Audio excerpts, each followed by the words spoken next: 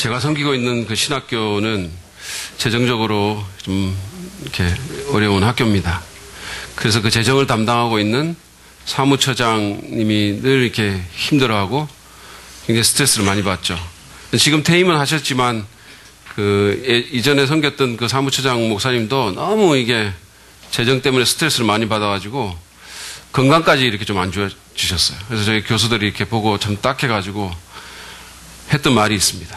윗분들에게 넘기세요. 혼자 끙끙거리지 말고 윗분들이 좀 일하게 하세요. 그런 얘기들을 했습니다. 우리가 그 사무처장 목사님에게 했던 그 말은 우리 그리스도인들이 종종 들어야 될 말이기도 합니다. 하나님께 넘기세요. 혼자 끙끙거리지 말고 좀 하나님이 일하시게 하세요. 어떤 목사님은 하도 답답하니까 하나님 뒀다 어디 쓰냐라는 그런 말을 하게 됐어요. 좀 불경스럽게까지 들리는 이 말을 그분이 하신 것은 우리가 믿는다고, 하나님 믿는다고, 살아계시고 전능하신 하나님 믿는다고 말은 하면서도 실제로는 그 하나님이 일하시게 하기보다는 그냥 어떻게든 내 힘으로 뭔가를 해보려고 막 애를 쓰고 너무 그 과정에서 고생하고 힘들어하기 때문에 그런 말을 하신 겁니다. 여러분은 어떠신가요?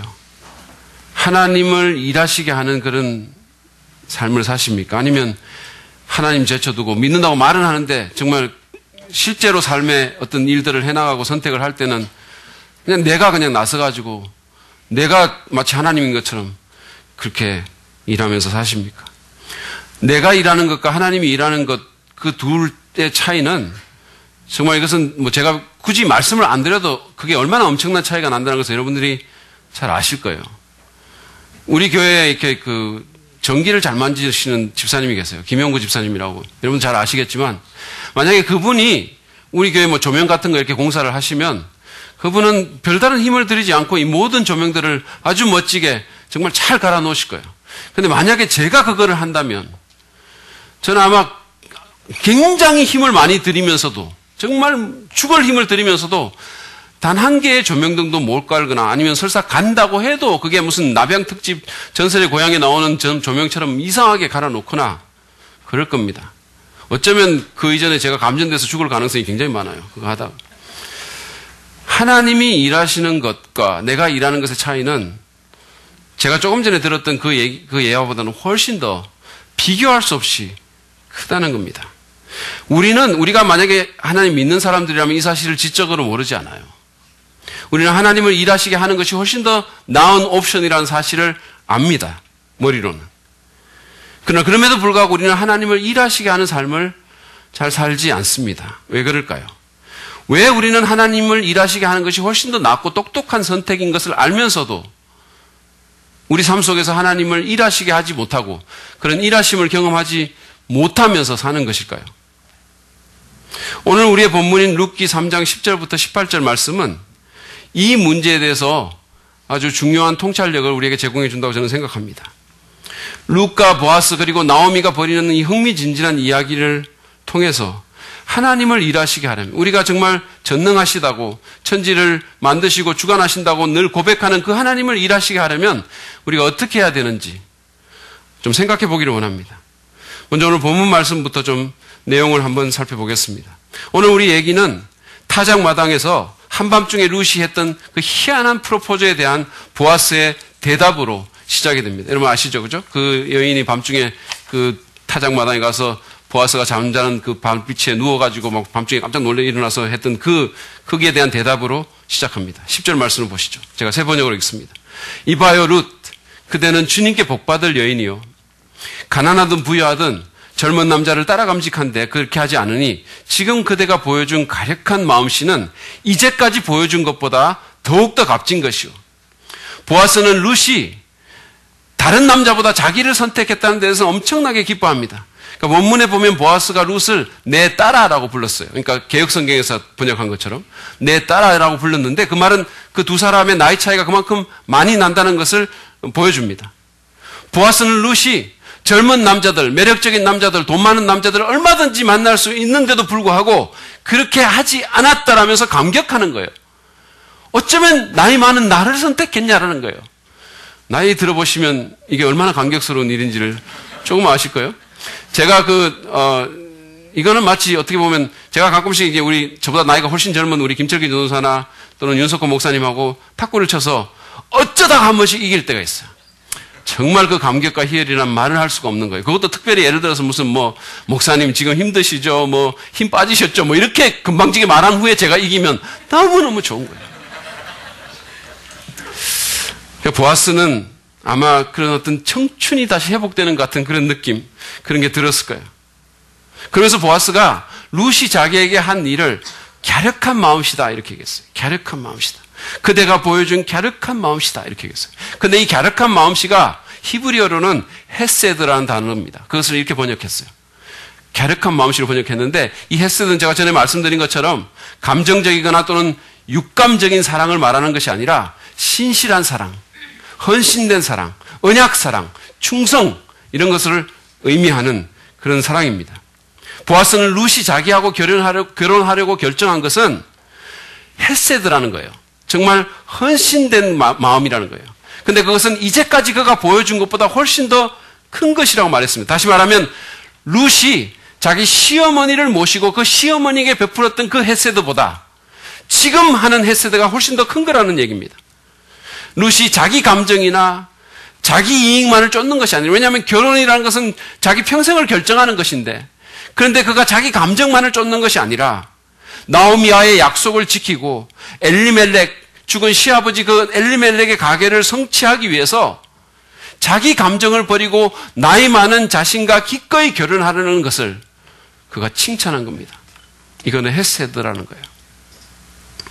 그런 다음에 보아스는 룻이 원하는 바를 다 들어주겠다라면서 룻을 안심시킵니다. 11절 말씀입니다. 이제부터는 걱정하지 마시오 룻. 그대가 바라는 것이라면 무엇이든지 다 들어주겠소. 그대가 정숙한 여인이라는 것은 온 마을 사람들이 다 알고 있어. 보아스는 자신이 룻이 한 그 대담한 행동, 그날 밤에 막 거기 와서 타작마당 와서 자기 그 발치에 누웠던 그런 대담한 행동을 자기가 오해하고 있지 않다는 사실을 알려주기 위해서 당신이 정숙한 여자라는 사실은 온 마을 사람들이 다 알고 있습니다라고 말을 한 거예요. 당신은 정말 현숙한 여인입니다라는 거예요. 근데 여기 정숙이라고 번역된 이 말은 히브리어로 하일이라는 단어인데 이 하일이라는 단어는 룻기 2장 1절에서 보아스를 묘사할 때 보아스가 유력한 사람이다라고 말했을 때 썼던 동일한 단어입니다. 그러니까 제가 전에도 한번 말씀드렸지만 이 하일이라는 단어는 사람의 어떤 외적인 어떤 재산이나 외적인 가치를 말하는 것이 아니라 그의 내면적이고 인격적인 가치, 정말 가치 있는 사람이다. 정말 도덕적으로 영적으로 힘 있는 사람이다라는 것을 묘사할 때 쓰던 단어예요. 그러니까 다시 말하면 당신이 정말 내면적으로 가치 있는 여인입니다. 당신은 정말 현숙한 사람입니다. 당신은 정말 아름다운 마음을 가진 사람입니다. 이런 뜻이에요. 그러니까 두 사람은 동일한 단어로 자기들을 묘사하는 그런 사람들입니다. 어쨌든 그래서 두 사람은 겉모습이 아니라 그들의 내면에 그 아름다움에 그 힘에 그 가치에 서로 이끌렸던 겁니다. 여기 젊은 미혼들이 좀 앉아 있는데 그분들한테 제가 말씀드리는데 여러분 결혼 상대자를 결정할 때 외모나 외적인 조건만을 너무 따지지 마시길 바랍니다. 살아보면 그것보다 더 중요한 것이 정말 많음을 알게 돼요. 정말입니다. 제가 사랑하는 마음으로 얘기합니다.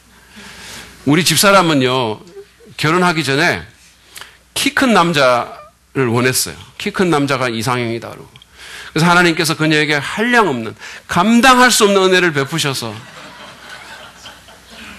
키만 큰 남자가 아니라 키도 큰 남자를 허락해 주셨어요. 자기 소원이 성취가 된 거 아닙니까? 키에 관해서. 그렇다고 해가지고 그 큰 키가, 그 남편의 큰 키가 그녀를 행복하게 할까요? 그 결혼 생활을 더 낫게 만들 수 있을까요? 예를 들어서 제가 아침에 부시시 해가지고 침대에서 일어나는데 우리 집사람이 저를 보면서 어머머머 저 키 좀 봐. 아 정말 저 키 때문에 내가 미치겠어요. 정말 저 키가 나를 너무너무 행복하게 만들어요. 여보 황홀해요. 사랑해요. 이러겠어요? 잊어버리세요. 아무 상관없어요. 그런 조건은 아무 상관이 없습니다. 살아보면 알아요.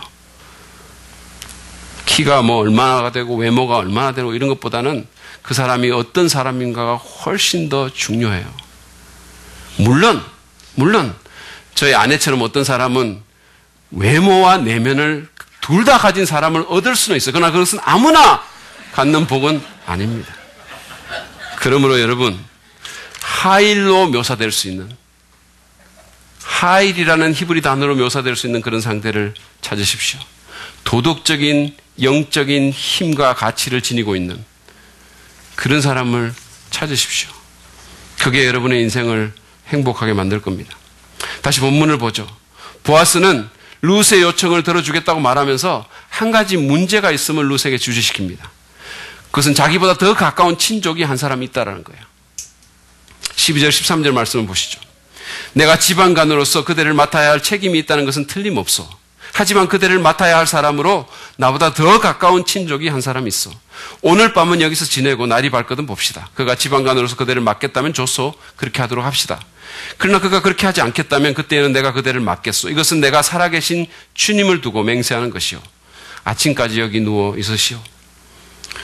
보아스는 이 결혼을 아마 염두에 두고 룻과의 결혼이 가능할까 이런 생각을 하면서 아마 사전 조사를 좀 했던 것 같아요. 그리고는 그 조사를 통해서 자기보다 더 가까운 친족이 한 사람 있음을 알아낸 겁니다. 그래서 그 말을 지금 룻에게 하고 있는 거예요. 룻에게 호감을 품고 있는 보아스로서는, 정말 룻을 결혼 상대자로 여기고 있는 그 보아스로서는 이게 얼마나 하기 싫은 말이었을까요? 그러나 그럼에도 그는 그 사실을 밝히고 정정당당하게 과정을, 절차를 밟겠다라고 말하는 겁니다. 14절에 보면 룻은 새벽녘까지 그 발치에 누워있다가 사람 얼굴을 알아보기 힘든 이런 새벽에 일어나서 갈채비를 차렸습니다. 그것은 보아스가 그렇게 하라고 부탁했기 때문이에요. 보아스가 이렇게 조치한 것은 룻의 안전을 고려했기 때문입니다. 밤에 여자를 그냥 혼자 돌려보낸다는 것은 너무 위험한 일이잖아요. 더구나 이때는 사사시대였다는 사실을, 사람들이 자기 마음에 오른 대로 행했던 그 시대였다는 사실을 여러분 기억하십시오. 그래서 그 자리에 누워있게 하다가 이런 새벽에 보냈습니다. 이런 새벽에, 사람 얼굴을 알아보기 힘든 이런 새벽에 보낸 것은 쓸데없는 구설수에 오르내리지 않게 하기 위해서 그냥 보낸 겁니다. 자기들이 잘못한 건 없지만, 사실은 예나 지금이나 남의 말 하기를 좋아하는 사람들은 사정을 제대로 알아보지도 않고 함부로 말하잖아요. 그냥. 그렇죠? 그런 사람들이 이런 거 하나 물면 절대 놓지 않고 잘근잘근 씹어댈 거잖아요. 어머머머머 글쎄 막 이런 거 있잖아요. 어머 글쎄 이런 망측한 일이 있나 글쎄. 얌전한 강아지가 부뚜막에 먼저 올라간다더니 그냥 어머 루시 어젯밤에 보았어. 아유 그냥 말을 못하겠네. 말을 못하겠어. 이런 거 있죠. 그러면서 그럽니다. 항상 이런 사람들은 말하면서 나중에 이렇게 말해요. 이런 말을 덧붙입니다. 근데 이거 사실 비밀인데 내가 이 말 하는 거는 자기 기도하라고 말해주는 거야. 기도해. 보아스는 이런 쓸데없는 구설수에 휘말려가지고 룻이 어려운 일을 당하거나 또는 자기들이 지금 하려고 하는 하나님의 일이 방해를 받기를 원치 않았기 때문에 이런 조치를 취한 겁니다. 아주 책임 있고 지혜롭게 행동한 거예요. 룻을 집으로 돌려보내기 전에 보아스는 보리를 6번이나 대서 룻의 겉옷에 담아줬다라고 성경은 말합니다. 이것은 여러분 이게 6번 대서 담아준 이 보리의 무게가 지금 환산을 하면 거의 한 30kg 정도 되는 거예요. 30kg. 룻은 이렇게 무거운 짐을 머리에 이고 집으로 갔을 겁니다. 그 정도로 그녀는 신체가 건장한 여인이었었어요. 창세기에 나오는 리브가도 혼자 힘으로 낙타 막 수십 마리에게 물을, 그게 엄청난 양의 물이거든요. 그거를 혼자 들어가지고 다 먹이는 그런 괴력을 발휘하는 것을 우리가 봅니다. 잠언 31장에 나오는 현숙한 여인도 정말 무거운 거를 잘 들고 정말로 단단히 동여매고 일을 억세게 잘한다고 성경이 말하고 있어요. 세 번역에.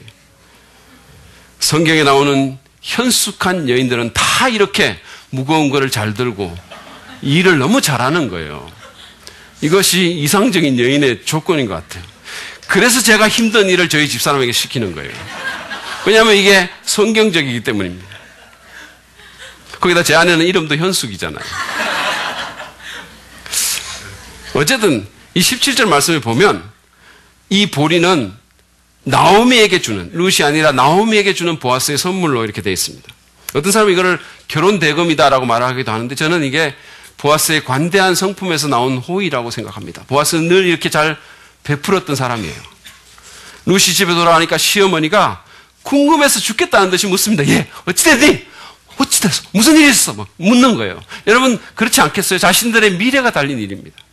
아마 어쩌면 밤을 제대로 잠을 못 잤을 것 같아요. 뒤척거리면서 자기가 이 일을 하도록 시켜놓고 그게 어떻게 진행되는지 너무너무 궁금했을 거 아닙니까? 16절에 보면 얘야 어찌 되었냐 이렇게 번역을 하고 있는데 이게 히브리어로 문자적으로는 얘야 너는 누구니? 라는 뜻이에요. 얘야 너는 지금 무엇이니? 다시 말하면 너가 이제 보아스의 부인이 되기로 됐니? 이런 거예요. 룻은 있었던 모든 일을 낱낱이 고했습니다. 그리고 가져온 보리에 대해서도 말을 했어요. 17절 말씀을 보시죠. 6번이나 되어서 준 이 보리는 어머님께 빈손으로 가서는 안 된다고 하면서 그가 손수 담아준 것입니다.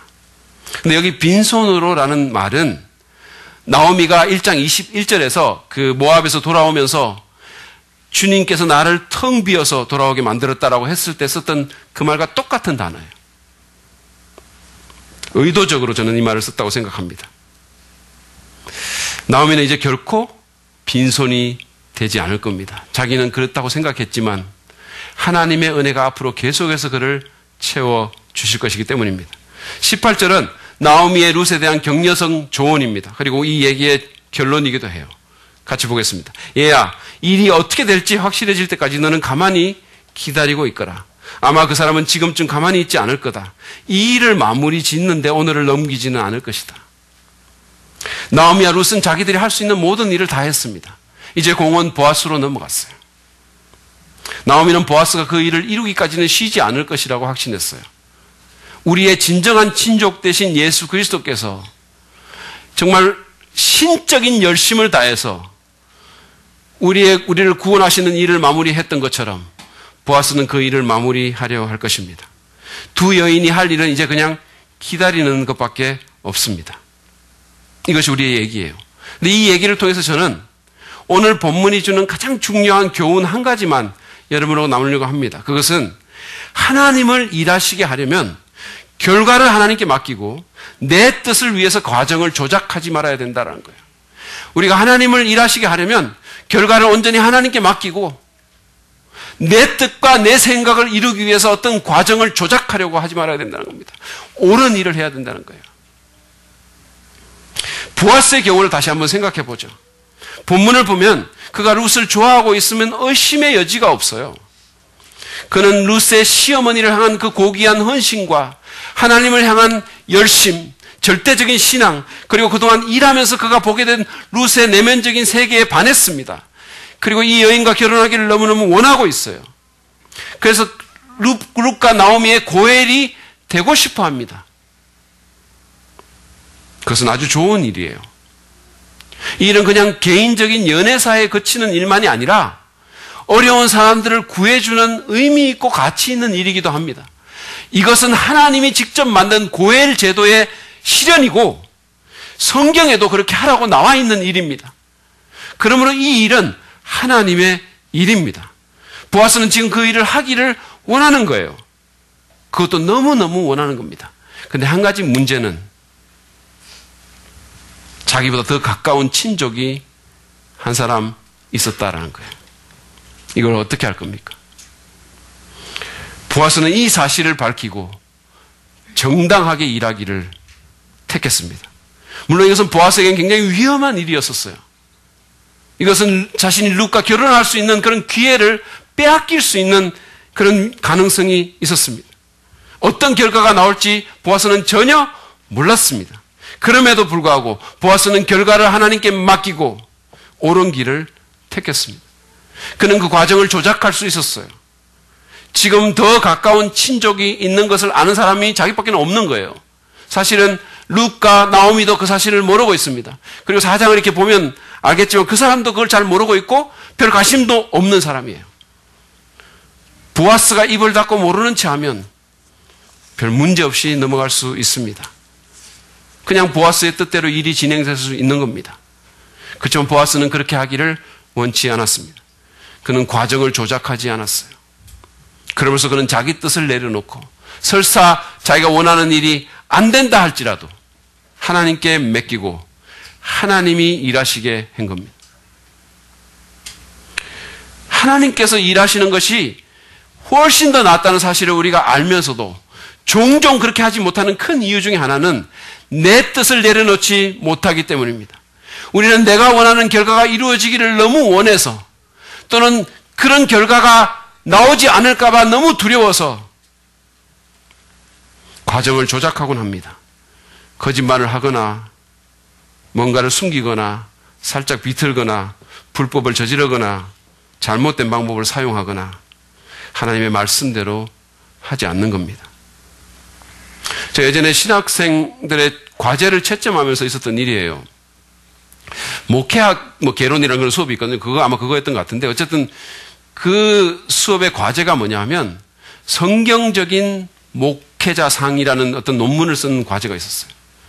그걸 채점하면서 이제 학생들 글을 이렇게 읽어가는데, 그 어떤 학생 글을 읽는 거예요. 근데 그것은 제목이 이제 하여튼, 제목은 제가 잘 모르겠고 하여튼 계속해서 사모에 대한 글을 이렇게 쓰고 있었어요. 성경적인 사모가 어떤 것이고, 그리고는 이제 결론적으로 정말 자기가 훌륭한 사모가 돼서 정말 이 하나님 교회를 잘 세우겠다는 그런 단단한 각오로 끝을 내었습니다. 끝이 났어요. 근데 문제는 그 글을 쓴 사람이 남자였다는 거예요. 훌륭한 사모가 되겠다라고 말을 하고 정말 계속해서 사모에 대해서 쓰고 있는데 쓴 사람이 남학생이었었어요. 어째서 이런 일이 벌어졌을까요? 예? 선배 여학생 거를 이름만 바꿔가지고 그냥 낸 거예요. 제가 미리 말씀드리지만 대다수의 신학생들이 이렇게 하지 않습니다. 대다수의 신학생들이 이렇게 하잖아요. 물론 이 학생도 언제나 그러지는 않았을 거예요. 그러나 이 경우에 시간은 없고 학점은 받아야 되겠으니까 이런 일을 저지른 거예요. 차라리 모든 것을 내려놓고 하나님께 맡겼어야 했어요. 그랬다면 하나님께서 어떤 식으로든 일하셨을 것입니다. 비록 이 학생이 원하던 학점을 못 받을 수는 있겠지만 하나님의 일하심은 그 과정 가운데서 어떤 방식으로든 경험했을 거예요. 그리고 그것은 학점보다 자신에게 훨씬 더 큰 자산이 됐을 겁니다. 여러분은 어떠신가요? 결과를 하나님께 맡기고 옳은 일을 하십니까? 아니면 결과 때문에 과정을 조작하시나요? 이것은 우리가 날마다 경험하는 갈등입니다. 예를 들어서 여러분이 배우자에게 어떤 잘못을 했다고 합시다. 여러분이 입을 열지 않으면 배우자가 그 사실을 모를 수 있어요. 여러분은 배우자가 그 사실을 아는 것이 두렵습니다.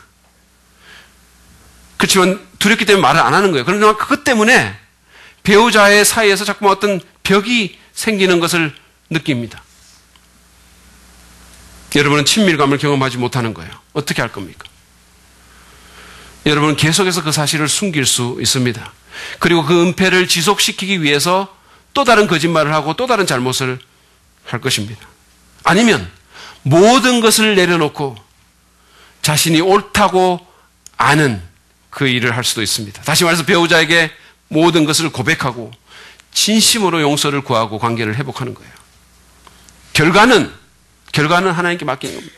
잘 될 수도 있고 안 될 수도 있어요. 어떤 선택을 할 겁니까? 또 다른 예를 들어볼까요? 여러분이 차를 운전하는데 상대방의 잘못으로 사고가 났어요. 큰 사고는 아니에요. 그래서 많이 다치지는 않았어요. 아니, 당신은 멀쩡합니다. 조금 생각해 봤더니. 처음에는 그랬는데 좀 지났더니 멀쩡해요. 안 다쳤어요. 감사하게. 근데도 주위에서는 자꾸 입원하라고 합니다. 입원을 해야 위로비를 받을 수 있다는 거예요. 마침 당신에게는 그 돈이 절실히 필요합니다. 그리고 그것을 위해서 기도까지 했어요. 그 돈 때문에.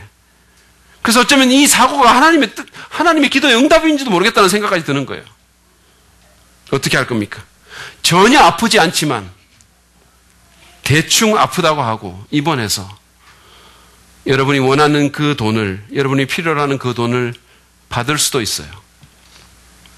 아니면 돈에 대한 생각을 내려놓고 옳은 일을 하고 결과를 하나님께 맡길 수도 있어요. 한 가지 예를 더 들겠습니다. 여러분 취업을 하려고 합니다. 어떤 회사가 너무 매력적이에요. 거기를 너무너무 들어가고 싶습니다. 근데 조건을 보니까 다른 건 다 괜찮은데 한 가지가 살짝 걸려요. 지원서를 쓰면서 또는 면접을 하면서 대충 얼버무리면 될 것 같아요. 다들 그렇게 한다고 들었습니다. 그렇게 할 겁니까?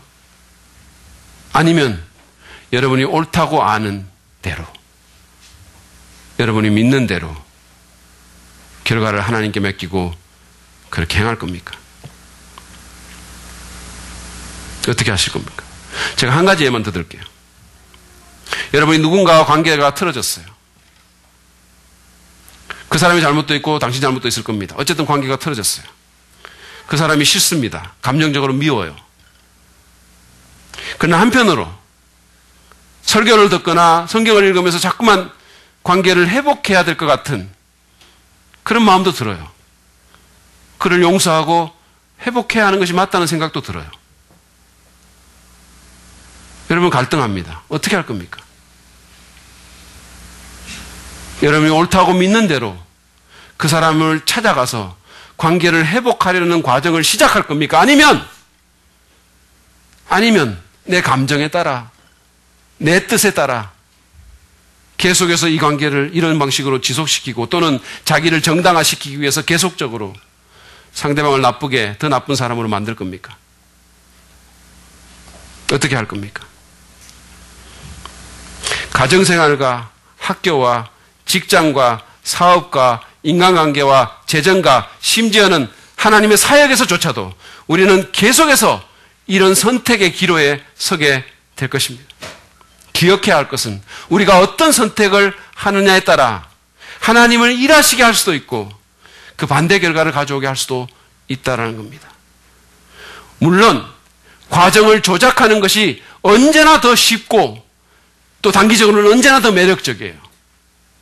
그렇지만 그렇게 하면 하나님이 일하시는 것을 우리가 경험할 수가 없을 겁니다. 반대로 결과에 대한 내 뜻과 내 생각과 내 집착을 내려놓는 것은 결코 쉽지 않아요. 때로는 죽을 듯이 어렵습니다. 힘들어요. 그러나 하나님을 일하시게 하려면 우리는 그렇게 해야 됩니다. 제가 설교를 마무리하면서 결과를 하나님께 맡기고 과정 조작의 유혹을 거부할 때 하나님께서 어떻게 일하시는지에 대한 그걸 구체적으로 보여주는 한 예를 여러분에게 나누고 싶습니다. 작년에 제가 3부 예배선가 어디선가 한번 말을 했지만 많은 분들이 못 들었기 때문에 오늘 다시 말을 합니다. 이건 사실은 제 얘기인데 제가 얼마나 멍청하고 하나님이 얼마나 은혜로우신가를 드러내는 얘기이기 때문에 제가 얘기를 하는 거예요. 작년 6월에 우리 가족이 아들 대학 졸업식에 참석하고 좋은 미국 교회들도 둘러보고 그리고 거기 있는 교회에서 미국에 있는 교회에서 설교 말씀을 전하고자 하는 다양한 목적을 갖고 미국 여행을 가려고 했습니다. 그래서 제가 교회에 말씀을 드려가지고 한 2주 정도 휴가를 얻었어요. 그리고 미국에 있는 교회하고 설교 스케줄도 잡았습니다. 그리고 돌아볼 교회는 시카고에 있는 윌로크릭 커뮤니티 교회하고 기도회로 유명한 그 브루클린 태버랭클 교회로 잡았어요. 그 교회가 너무너무 가보고 싶었고 너무너무 배울 것이 많다고 생각했기 때문입니다. 그런데 출발하기 이틀 전에 제 미국행 비자가 만료됐다는 사실을 출발하기 이틀 전에 알게 된 겁니다. 보통 이런 일은 우리 집사람이 챙겨주는 건데 근데 그해 1월 달에 저희가 일본에 세미나 때문에 갔다 온 일도 있고 했기 때문에 그냥 외국에 나갔다 오고 했으니까 별일이 없겠지 싶어가지고 이걸 안 챙긴 거예요. 제가 이 말을 하는 것은 모든 잘못이 전적으로 그녀에게 있다는 사실을 밝히기 위해서 얘기를 하는 거예요. 어쨌든 이 사실을 알게 된 저희가 망연자실했어요. 정말로. 다시 비자를 받으려면 최소 열흘 정도는 걸립니다. 그런데 인터넷을 살펴봤더니 한 가지 방법이 있었어요. 그것은 비자 면제 프로그램에 어플라이 하는 겁니다. 그러니까 미국하고 우리가 비자 면제 그게 체결이 되어 있기 때문에 거기에 어플라이 하는 게 한 가지 방법이었어요. 그래서 참 좋다고 생각했는데 또 가만히 읽어보니까 그거는 전자 여권을 가진 자에 한해서만 된다는 거예요. 보니까 제 여권은 옛날 여권이라서 그게 안 되는 겁니다. 전자 여권으로 바꿔야 되는데 그게 또 시간이 걸리는 거예요. 절망이었었어요. 그래서 일단 인터넷으로 가장 빠른 시간에 그 전자 여권 바꿀 수 있는 예약을 해놨어요. 다행히 정부 관청에서 일하던 제 친구의 도움으로 그 다음날 오전에 직접 강화문까지 달려가가지고 이것저것 쫓아다니면서 전자 여권을 제가 받을 수가 있었어요. 그리고 그날 오후에 인터넷을 통해서 비자 면제 프로그램을 신청을 했습니다. 질문들이 쭉 나오는데 하나라도 결격 사유가 있으면 안 된다라고 돼 있더라고요. 그래서 뭐 이렇게 쭉 해나가는데 질문들이 굉장히 쉽고 하나도 뭐 감옥 간 일 있냐 뭐 이런 거 있잖아요. 미국에서 유치한 뭐 이런 거 하나도 없으니까 그냥 쭉 해나가는데 한 가지 질문이 딱 걸리는 거예요. 그게 뭐냐? 이전에 비자 거절을 당한 적이 있습니까? 라는 거예요. 이전에 비자를 신청했다가 거부당한 적이 있습니까? 처음에는 제가 없는 줄 알았어요. 제가 미국에 12년을 살았던 사람이고 그 후에도 뻔질나게 왔다 갔다 했기 때문에 그냥 당연히 없는 아무 생각이 없이 그냥 없는 줄 알았어요. 그런데 14년 전에 딱 한 번 거부당한 적이 생각이 나는 거예요. 제가 요즘 잘 잊어버리고 사는데 나이가 들어가지고 어쩌면 또 그런 게 딱 생각이 나요. 그때 생각이 안 났으면 정말 넘어갔을 텐데 그게 또 딱 생각이 나더라고요. 갈등이 됐어요. 그래서 비자 면제 프로그램에 대해서 좀 아는 친구하고 통화를 했습니다. 근데 그 친구는 제게 뭐라고 얘기냐면 10년 전의 일 같은 경우는 그런 거는 걔들도 조사도 안 하고 뭐 신경도 안 쓴다고 그냥 없다라고 해라고 그렇게 얘기를 하더라고요. 자기도 10년 전쯤에 미국에서 음주운전하다가 걸려가지고 유치장에 간 적이 있다고. 그럼에도 불구하고 자기가 없다라고 했더니 그냥 그 자리에서 그냥 비자 면제 나왔다고 그러더라고. 전화를 끊고 더 갈등이 되는 거예요. 그리고 다시 질문을 받았어요. 거기에는 10년 동안이라는 말이 없었습니다. 그냥 비자 거부된 적이 있냐라는 질문이었어요. 미칠 것 같았어요. 엄청나게 갈등이 됐습니다. 제 부주의로 인해 가지고 비자 때문에 미국 못 가고 교회 다 인사했는데 그 다음 주에 또 교회 가면 이 무슨 망신입니까? 성도들이 이 사람이 왜 이러냐? 예? 너무너무 고통스럽잖아요, 여러분. 너무 망신스러운 일이잖아요. 거기다가 또 미국에서 기다리고 있는 아들을 실망시키고 설교하기로 되어 있는 그 미국 교회에도 큰 결례를 제가 범하게 되는 거죠. 그리고 이미 예약된 비행기표도 취소하면 상당한 또 재정적인 손실도 감당해야 됩니다. 그 친구 말처럼 14년 전의 일인데 그냥 없다로 대답하고 싶은 마음이 꿀떡 같았어요. 간절했습니다. 그렇지만 그래서는 안 되겠다라는 생각도 들었습니다. 나를 위해서 십자가를 지신 주님을 기쁘시게 하는 일이 아니라는 생각이 들었어요. 외교부 별관의 컴퓨터 앞에 앉아가지고 한참을 고민했어요. 갈등하고 고민하고 낙심하고 그러다가 거부당한 적이 있다라는 데 체크를 했습니다. 미국에 못 가면 못 가는 거라는 심정으로 그렇게 했어요. 결과는 예상대로였습니다. 그걸 체크하고 창을 닫으니까 비자 면제를 허락해 줄 수 없다라는 그런 창이 착 뜨더라고요. 근데 한 줄기 빛이 있었어요. 제 경우에 심의를 해가지고 최종 결과를 알려주겠다라는 게 또 뜨더라고. 근데 문제는 뭐냐면 그게 결정되기까지 2, 3일이 걸린다는 거예요. 내일 아침 10시인가 가야 되는데. 그래서 어쨌든 그렇게 하고 그리고는 왔어요. 무거운 마음으로 집으로 돌아왔습니다. 오는 길에 아까 전화했던 그 친구한테 또 전화가 왔어요. 어떻게 됐냐고. 그래서 제가 상황을 설명해 줬어요. 그랬더니 그 친구는 불교 신자거든요. 저한테 뭐라고 얘기했냐면 목사니까 좀 다르긴 다르네. 네가 믿는 하나님이 잘해주시겠지 뭐 이런 식의 어떤 위로성 멘트를 저한테 날렸어요. 기도하고 염려하는 가운데 다음날 아침이 됐어요. 일단 우리는 짐을 챙겨서 공항에 가려고 했습니다. 가기로 했어요. 그 나오는데 비자도 없는데 지금 성도님들이 막 문자 날려가지고 잘 다녀오시라고 인사하고 막 이러더라고요. 진짜 난감했어요. 뭐라고 대답해 줄지 모르겠어요. 그 당시에 윤석호 목사님 부부가 저희를 공항에 태워다 줬는데 그분들한테도 얘기를 안 해가지고 그분들도 전혀 모르는 거예요. 그러니까 짐 막 나누면서 목사님 잘 다녀오십시오. 다음 주에 설교 잘하고 뭐 이런. 근데 마음은 막 하여튼 막 너무 막 무거운 거죠. 그리고 인사하고 그리고 공항에 들어갔어요. 근데 비자가 없으니까 비행기 표를 컨펌도 못 하는 거예요. 예약한 표를. 비자가 없는데 어떻게 표를 컨펌합니까? 그러니까 거기 앉아가지고 공항에 앉아가지고 짐 옆에 놔두고 앉아가지고 계속해서 스마트폰으로 제가 보는 거예요. 결과를. 근데 상황이 변하지 않는 겁니다. 계속해서 결론이 안 나는 거예요. 계속해서. 제 아내가 옆에서 발을 굴렀습니다. 그리고 이제 비행기를 타기 위해서는 더 이상 미룰 수 없는 시간이 됐어요. 시점이 됐어요. 저는 마지막으로 이제 한 번만 더 하고 안 되면 돌아간다는 심정으로 짧게 기도하고 그리고는 검색을 했어요. 그랬더니 마술처럼 그 화면에 그게 승인이 됐다는 게 나온 거예요. 그 순간에, 그 마지막 순간. 얼마나 기뻤는지 모릅니다. 얼마나 감사했는지 몰라요. 하나님이 은혜를 베푸신 겁니다. 저의 부주의함에도, 저의 멍청함에도 불구하고. 그래서 우리는 여행을 잘 마치고 돌아왔어요. 미국에 있는 교회에서 설교를 했고, 가족들과 함께 훌륭한 미국 교회를 돌아보고, 그 교회 예배, 함께 예배 드리면서 배우고, 기도하고, 그리고 아들 졸업식에 참석해서 모처럼 가족 간의 회우도 했습니다. 저는 이 사건에 하나님이 일하셨다고 믿습니다. 그분은 거의 불가능해 보였던 미국 여행을 할 수 있게 도우셨어요. 그런데 그분의 일하심은 사실은 이것만이 아니었고 이보다 더 큰 일을 그분이 이 과정을 통해서 하신 거예요. 그분은 이 사건을 통해서 순종의 축복에 대한 저의 믿음을 더 강하게 만들어주시는 일을 하셨어요. 그리고 우리 자녀들에게 믿음의 삶이 무엇인가를 보여주는 일을 하신 거예요. 믿음으로 살면 어떤 일이 벌어지는가를 우리 자녀들에게 잊을 수 없는 방식으로 그분이 보여주셨어요. 그리고 저의 불교 친구에게도 하나님의 존재를 드러내 주셨어요. 여러분, 하나님을 일하시게 하고 싶으십니까? 그러면 결과를 그분께 맡기고 내 뜻을 이루기 위해서 과정을 조작하지 마시기 바랍니다.